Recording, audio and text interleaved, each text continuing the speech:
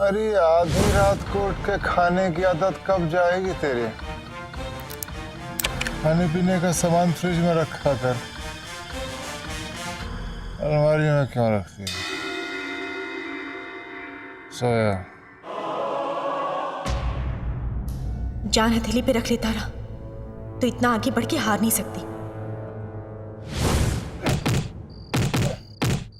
मुझे आप पर बहुत भरोसा है। अगर भरोसा नहीं होता तो आपकी गोली का सामना करने के लिए मैं क्यों तैयार हो जाती?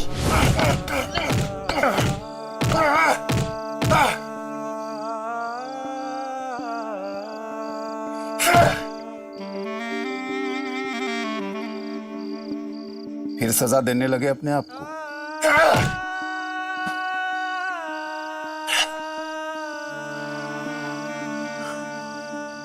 मैं क्या करूं गुरुजी?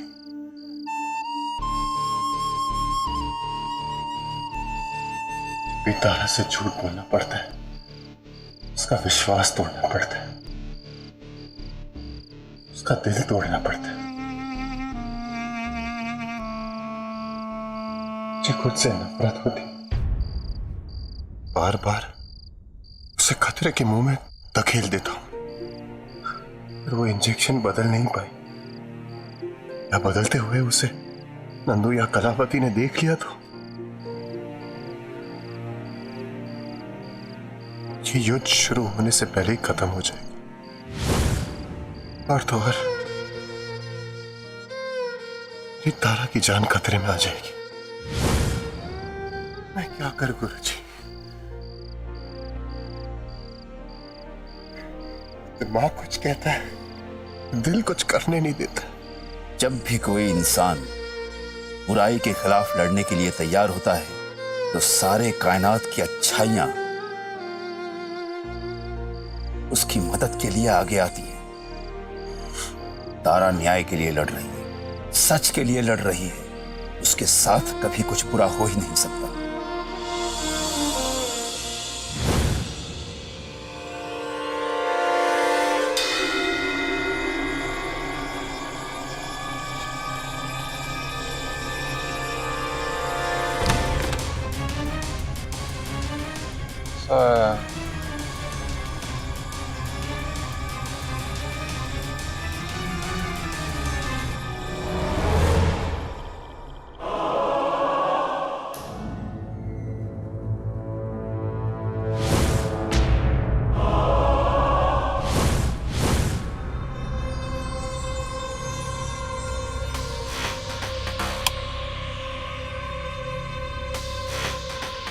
नंदू, नंदू, तूने अलमारी खोली क्या अभी? अभी उठाया ना आपने मुझे, तो वहाँ कैसे पहुँच जाऊंगी मैं अलमारी खोलने?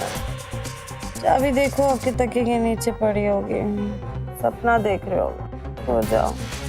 अरे चाबी वहां लगी हुई है, चाबी ये है।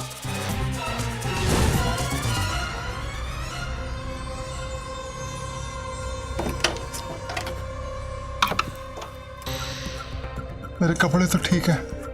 ये चाबी इधर कैसे है?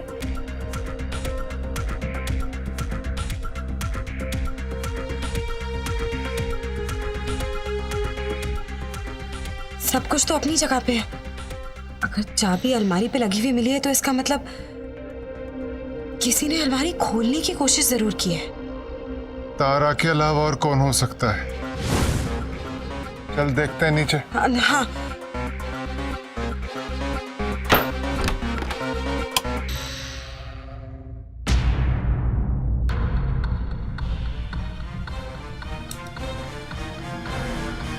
तारा, उठ ना। उठेगी तू? अरे उठ रही हूँ ना बाबा। मेरे सवाल का जवाब दे। तू हमारे कमरे में आई थी कि नहीं? क्या बकवास कर रही है? हमारे कमरे की अलमारी खोली थी तूने? ये सब आप लोग क्या कह रहे हैं? मैं क्यों कमरे में आऊंगी और क्यों आपकी अलमारी खोलूंगी? क्या मिलेगा मुझे? इसके गहने जो मुझे चाहिए ही नहीं। मेरा बाप अस्पताल में नहीं पड़ा जिसके इलाज के लिए मुझे पैसे की जरूरत होगी। अब चल जाया से सोने दे मुझे, नींद खराब कर दिया। लाइट बंद करके जाना।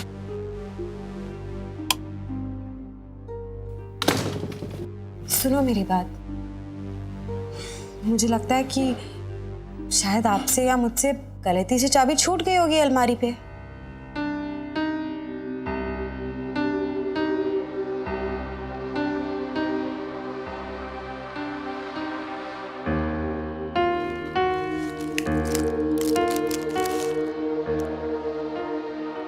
ना ना ना ना ना ना,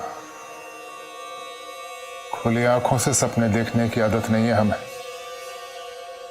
ये लड़की कोई बड़ा खेल खेल रही है हमारे साथ। अगर हम अभी भी चौकन्ने नहीं हुए तो ये कान काट के ले जाएगी हमारे। कल सुबह तक पता चल जाएगा कि तारा किसकी तरफ है।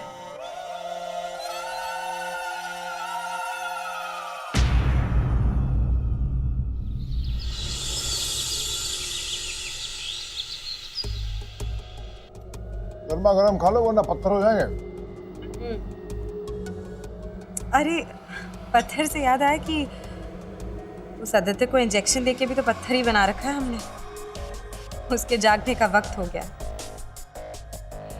मैंने इंजेक्शन बदल तो दिया, पर आदित्य से बात करने का मौका नहीं मिला है। अगर इंजेक्शन के बाद भी उस पर कोई असर नहीं हुआ तो इन दोनों को शक हो जाएगा। तो दूसरा इंजेक्शन जाकर लगा देती हूँ। अरे आप क्यों सहमत करेंगे रानी साहिबा? आपकी ये बांदी है ना, ये लगाएगी इंजेक्शन। थैंक यू भगवान जी, इतनी जल्दी मेरी मुश्किल सुलझा दी। क्यों? अपने देवर जी को दर्द पहुंचाते हुए दुख होगा?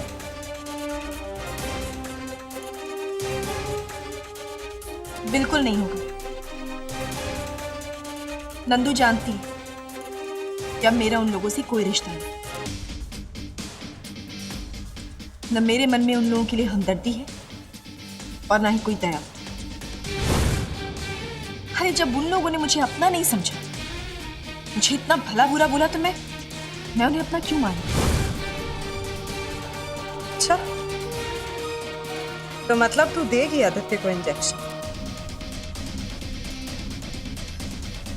बिल्कुल लगाऊंगी। मैं उसे अपने हाथों से इंजेक्शन दूंगी। मुझे आज भी याद है, उस दिन होटल से लौटने के बाद उसने मुझे कितनी कड़वी बातें बोली थी। जब उसने मुझे अपनी भाभी नहीं समझा, तो मैं उसे अपना देवर क्यों मानूं?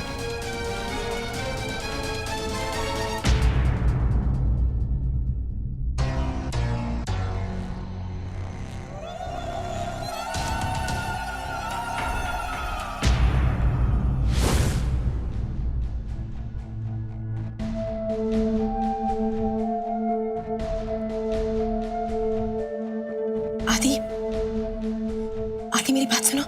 देखो, क्या लगता है तुम दोनों को कि तुम दोनों मुझे ऐसे बेहोश करती रहोगी और मैं सहता रहूंगा? बहुत बुरा किया तुमने मेरे परिवार वालों के साथ। छोड़ूंगा नहीं मैं तुम दोनों को। बस कर, चुप हो जा, वरना और भी तरीके आते हैं मुझे तुम्हें चुप कराने के। लगा इसे इंजेक्शन, ताकि 12 घंटे तक ये पत्थर की मूर्त बन जाए। सीधी सी बात है आदि, अगर तुम मेरे नहीं हो सकते तो मैं तुम्हें किसी और का भी नहीं होने दूंगी।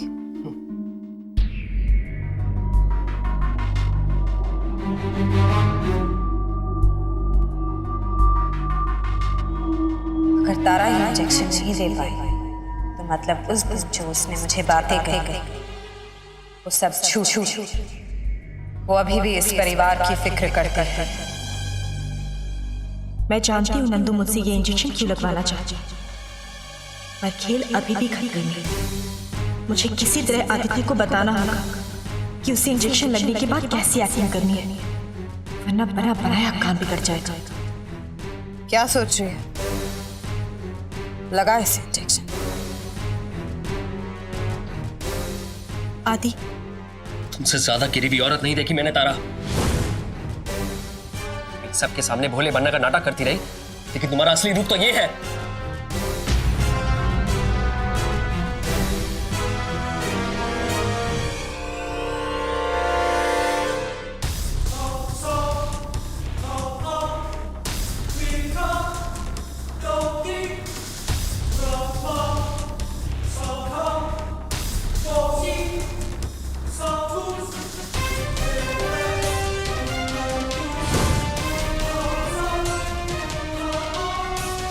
इंजेक्शन का असर क्यों नहीं हो रहा है इस पे?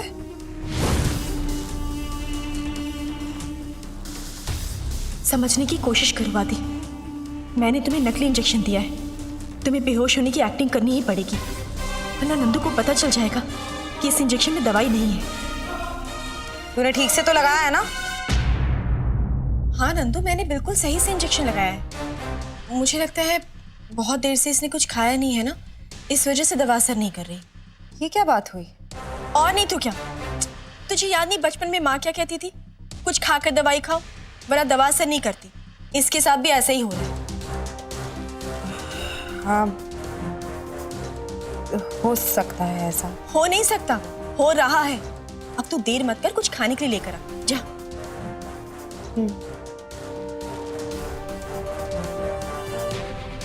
आदित्य मेरी बात ध्यान से क्यों सुनूं मैं तुम्हारी बात? धीरे बोलो। ताकि तुम फिर कोई नया खेल खेल सको। देखो आदित्य, अभी तुम्हारे पास मेरी बात मानने के अलावा और कोई चारा नहीं है। अभी तो मैंने इंजेक्शन बदल दिया है, पर अगर तुमने बेहोश होने की एक्टिंग नहीं की तो ये लोग तुम्हें वापस इंजेक्शन लगा देंगे और इस बार इंजेक्शन असली होगा। ये कौन सा नया खेल खेल रही हो तारा? आदित्य प्लीज, मैं तुम्हारे साथ कोई खेल नहीं खेल रही। ना ही मैं तुम्हारी दुश्मन हूँ और ना ही तुम्हारे खिलाफ। तुम बस बेहोश होने की एक्टिंग करते रहो, सच खुद ब खुद तुम्हारे सामने आ जाएगा। अब जल्दी से बेहोश हो जाओ, नंदू कभी भी आती होगी। नंदू इतना टाइम लगा दिया, कहाँ थी तू? खाना लेने गई थी। ये सब क्या लेकर आई है खाने में? ये खिलाएगी तो आदित्य को? घर पे जो बना है वही खिलाऊंगी ना। हट सामने से। हटेगी?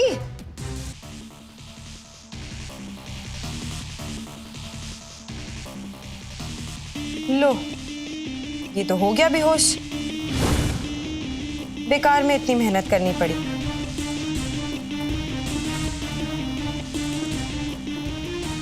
हाँ, ये तो बेहोश हो गया। खाली पेट था ना, इसलिए दवा ने लेट असर किया, पर दवा असर कर गई। अब तो फिक्र मत कर, मैं 3 घंटे बाद आकर वापस चेक करूंगी ये बेहोश है या नहीं। ठीक है।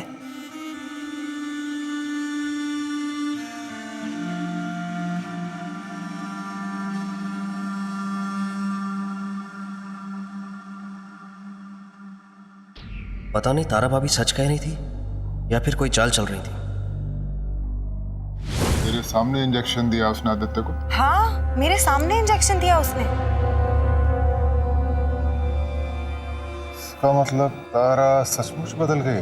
और सुनो, मुझसे कहती है कि जिन लोगों ने उसे एक बार ठुकरा दिया उन पे भरोसा करके वो समय बर्बाद नहीं करेगी। ताज्जुब होता है ना, इतनी बदल गई है वो। घायल नागिन बौखलाई हुई है,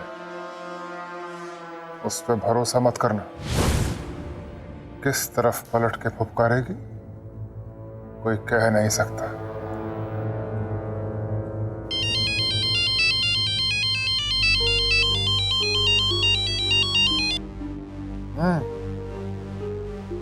काम हुआ? शाबाश, बहुत अच्छे। हम अभी पहुंचते हैं। किसका फोन था? तुझसे मतलब? क्या एक सवाल नहीं पूछ सकती मैं आपसे? एक पे रुकेगी नहीं ना तू? नाम के बाद पूछेगी काम क्या था, उसके बाद पूछेगी काम किया क्यों, खर्चा कितना हो रहा है, इतने पैसे क्यों दे रहे हो, डिस्काउंट क्यों दे लिया? क्या है, इतना सुनाते क्यों हो हर बात पे? मुझे पैसे देते वक्त कितनी कंजूसी करते हो, कहते हो कि सोच सोच के खर्च करना, और खुद पता नहीं कहां कहां पैसे लुटाते हो। बेहतर यही होगा कि तू अपने काम से काम रखे और हमारे काम में नाक ना घुसाए। वैसे आदित्य को हालांकि तूने बंटाधार कर रखा है, अगर आइंदा हमसे फालतू के सवाल किए ना तो मुंह से जबान खींच लेंगे हम, समझी?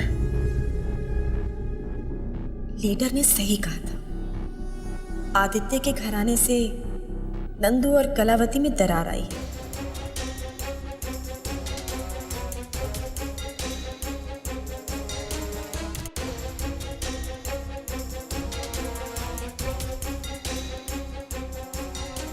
नंदू जूस पी ले।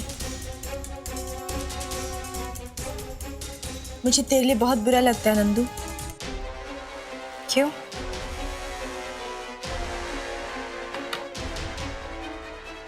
रुद्र प्रताप तुझसे कैसे बात करता है, ऐसे जैसे तू उसकी नौकरानी है। देखा जायदाद हाथ में आते ही कैसे रंग बदल गए उसके। जायदाद हाथ में आई कहाँ है उनके? मतलब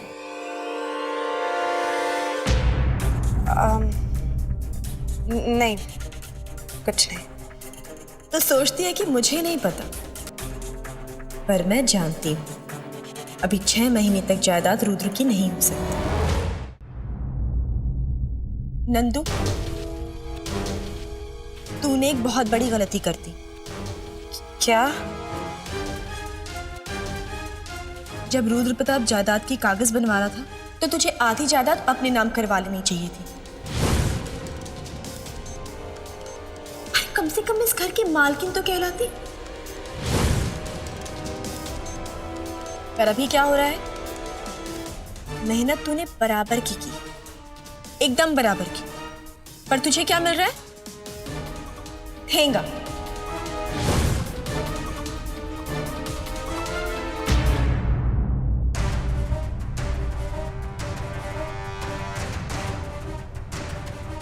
चल जूस पी ले।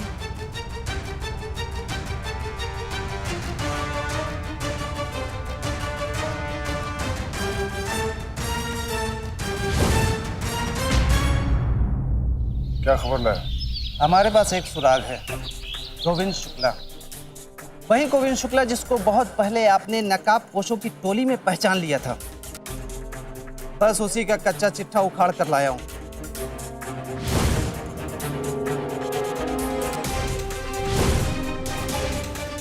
वो और आपका भतीजा मृत्युंजय दोनों एक ही जेल में थे,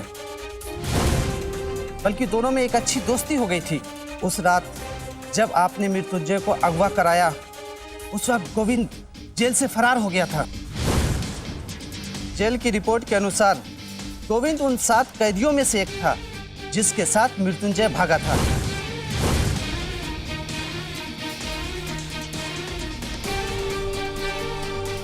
तुम्हारे कहने का मतलब है कि ये महज एक इत्तेफाक नहीं हो सकता। और हाँ, एक बात और पता चली है। वो क्या? जेल में सालों तक गोविंद से मिलने कोई नहीं आया और उसके गायब होने के कुछ दिन पहले एक औरत उससे मिलने आई थी। तकरीबन 1 घंटे तक दोनों ने आपस में बातें भी की।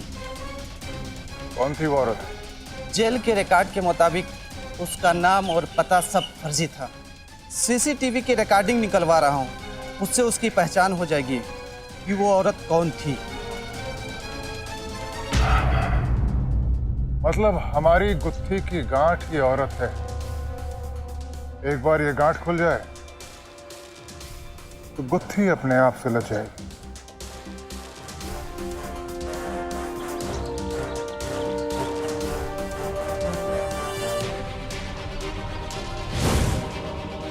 आखिर बाबा इस तरफ चुपके किसे मिलने जा रहे हैं फिर से?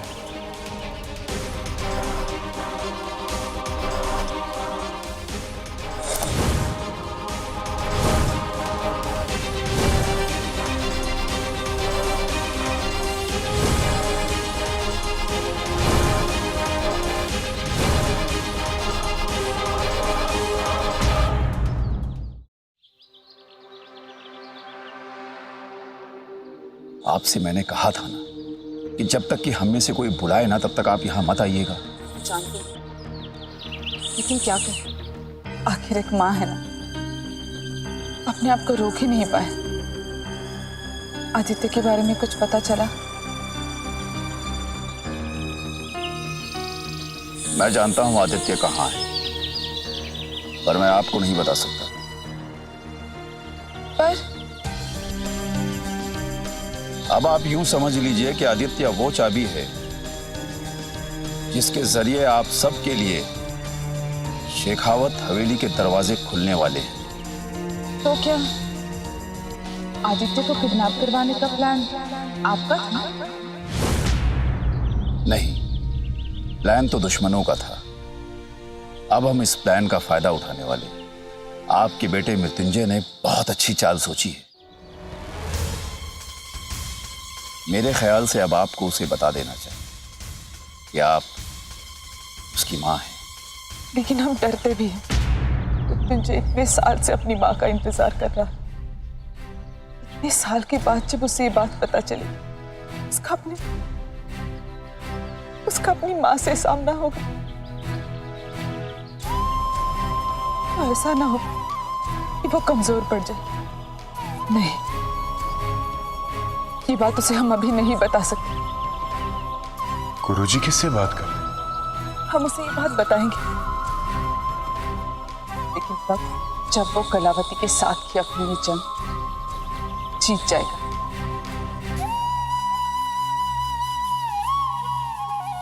हम भी पल पल गिन के उस दिन का इंतजार कर रहे हैं जब हम उसे बताएंगे कि हम उसकी मां हैं।